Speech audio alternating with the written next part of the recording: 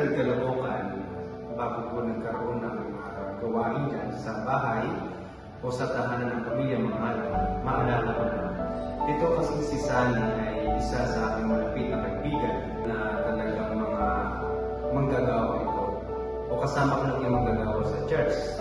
Kaya nung ako po ay mapunta ng Bulacan, mapabilang sa JCTRN, biglang pumasok sa isip ko, sa puso ko, ang kaibigan ko, si Sally. Nagsimula yun sa aming usapan ni Sis G na bisitahin, kamustahin na kung sila ay nakakatin pa nga.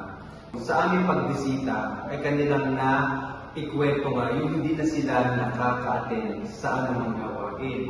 Patuloy kami sa ganong sitwasyon, pabisibisita, hanggang sa nagkaroon ng pagkakataon na anuhin si Sanya ng Bible study, which is hindi niya tinandihan. At doon po nagsimula ang JCTRN na ipakilala ko sa kanila kung ano ang meron dito at kung paano ko nakabilang at kung paano ko narinig ang isang paraan ng Diyos patungkol sa kaligtasan.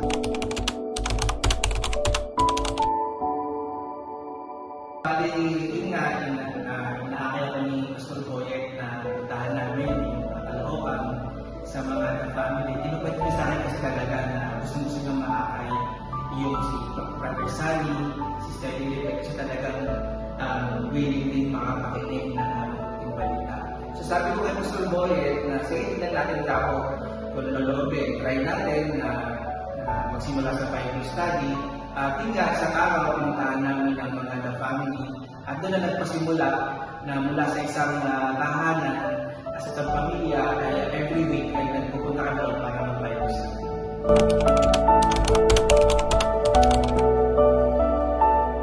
Challenging din syempre at ayun nga yung nagpaganda ng istorya ng PRL Caloocan kasi the more na may challenge, the more na meron pandemic ay hindi napigil ang pag-imisyon at ang pangataran ng salita ng Diyos sa kanilang tahanan. Hanggat may pagkakataon na nakakapasok, ay tuloy-tuloy pa rin ang Bible study. At yung kaparaan ng Diyos yung hindi natin masabi. Kasi sa pamamagitan nun, yung pala yung naging way niya para ma-reach out at may pangalan yung mabuting balita sa Diyos.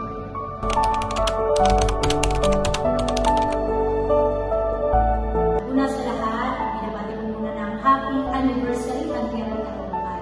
Grabe ang biyaya sa iglesyang iyan. Alam niyo, ang kumakalimutan sa iglesyang ito ay nakakamangha sa kabila na ang mag-asawa mga professional sila, mga teacher, pero hindi sa kanila alintana kung ano man ang meron sila. Ang nais nila ay hindi na sila maging kagamit-gamit sa kanilang profesyon bilang guro, kundi ipagamit nila ang kanilang buhay sa gawain ng Diyos. Hindi ko makakalimutan sa kanila, yun nga, nagpasimula ng bautismo sila buong pamilya, and then sunod-sunod ang daming pagkataan na lagi nilang dinadala dito sa main church at nakakapakinig ng gospel. And then, nakumbulan, makalipas lang ang ilang buwan, talaga yung kanilang bakuran mula sa iyo nagdarailang, akalain mo sa biyaya ng Diyos ay nagawa na ng gawing iglesia, naging church siya, at nagpasimula doon, hindi lang kabataan, even the elder, ay unti-unti na nakunin ng mga kaluluwa na sumasama sa Diyos ang PRL Caloocan. Kaya siguro yun yung mga bagay na hindi ko makakalimutan at nasaksihan ko rin yung pagkilos ng Diyos sa iglesia.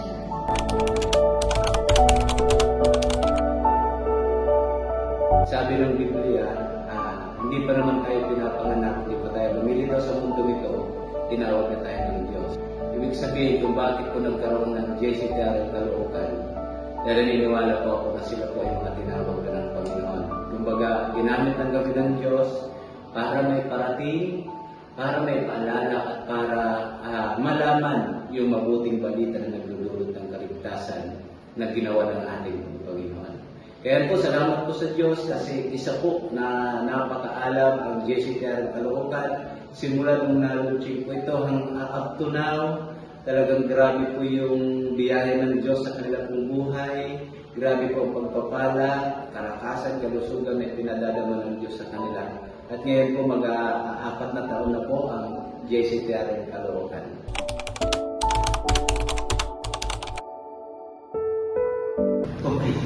Hindi na rin nilalayo siguro bilang kaibigan. Rooted in Christ. Energetic.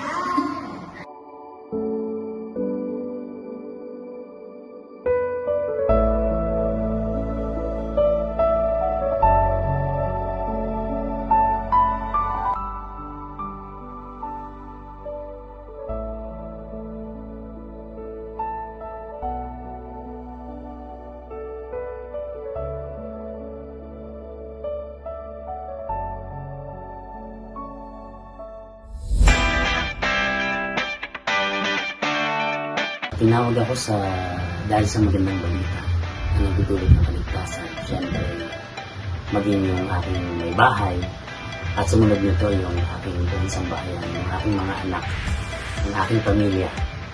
Yung purpose nito is to share the good news. Grabing pag-aalab noon nung aking maalala, yung pag-aalab ng paglilingkod hanggang sa na-build yung church. Kasamang lumalagong mga kabataan, nakapakinig ng magandang balita hanggang sa ma-launch yung church.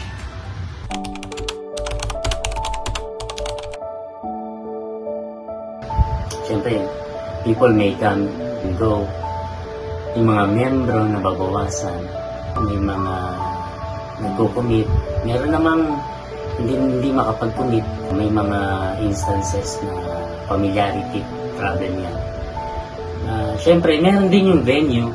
Hindi naman natin maiwasan na ang tao talaga ay tumitingin sa venue.